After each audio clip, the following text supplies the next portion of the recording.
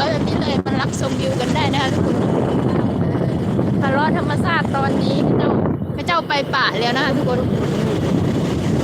บรรยากาศแบบตะคนตกแม่บ้านนี่นะทุกคน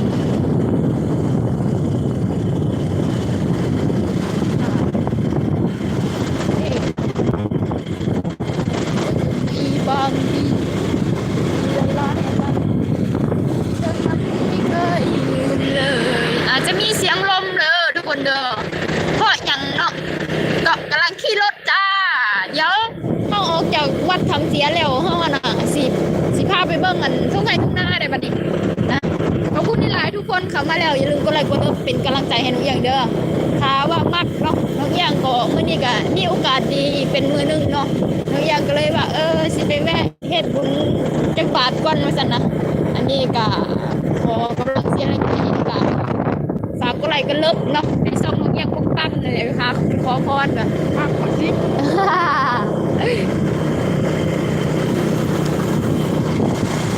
ผู้ใดยังไงช่องปังกับมา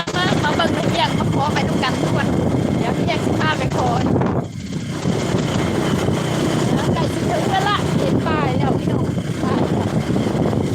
เห็นป้ายทางเข้าแล้วว่าจะเป็นยังไงสินะจะสวยไหมนะรอลุ้นไปทุกกันเนาะสำหรับที่คนเขามานี่ขอให้ได้บุญนี่หลายเด้อเฮงๆรวยๆปังๆเนาะแล้วสิพาไปเบิ่งว่าวัดทำเจียมันเป็นยังไงนะมันเป็นจังไดคือเอิ้นวัดทำเจียหั่นน่ะเด้เห็นป้ายแล้วทุกคนนะกำลังเห็นป้ายแล้วนะทุกคนนะเขาไป13 ไร่ 13 ลึกเนาะคนอื่นก็ขี่รถใหญ่ไปเที่ยวกัน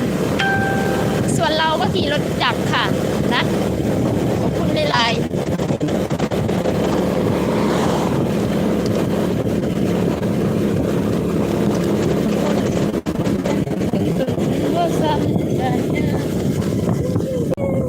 ร้านหน่อยกระถาละยันบ่ได้ไปยันบ่ได้ไปไอ้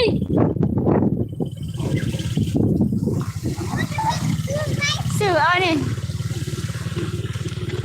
เอาเคยซื้อตัวได้มาหาเลยหันกลาง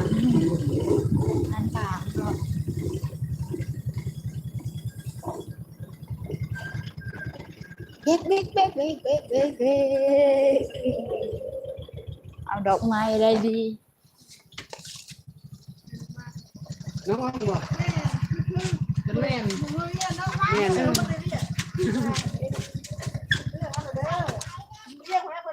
ด้วยละแม่นะแม่น้องออมเอาเป็นน้องแล้วอันนี้อันเท่าใดน่าจะเป็นน้องบ่ด้วยโอ้มันหาคนกี่เอาอาหารปลาเนี่ย เอา ไม่ได้เลยหันคนหนาคนถือเด็กร้ายน้องหมดใหญ่เนาะโอ้800ไป จะ ละ เอาสีนั้นเอาสีเหลืองกับตี แม่เธอจะได้10แม่จับแล้วนี่เจ้ากับพี่อ้ายนี่เอาตัวมีถุงตบเองมันรู้สึกน้ำกาแฟชื่ออะไรเรื่องว่าท่องว่าเป็นน้อยจะพี่30อยู่หุ่นมาได้อยู่ละดูนะดูกระซับดิบนะชื่อต้มกินเองแค่มัดจะ5,000หรอแม่ต้มเกี่ยวกับคืนใหม่เดียวนะย่ำแล้วเนาะยังดีดทั้งนั้นน่ะเกี่ยวกับมือเลย เดี๋ยวใบชิปก็มีต้มนำเรื่องให้เน่าก็ใส่หลายอย่างผสมหลายอย่างน้ำยาใส่นั่นใส่นี่น้ำตาลอันนี้แต่นั้นเคี่ยวเองยำจะเอายังก็ติเพียงนั่นนะหัวอาหารปลาพวกนั้นโอ้จะคมตรงนึงเอาหน้าหัวร้านมาเลยทุกนึง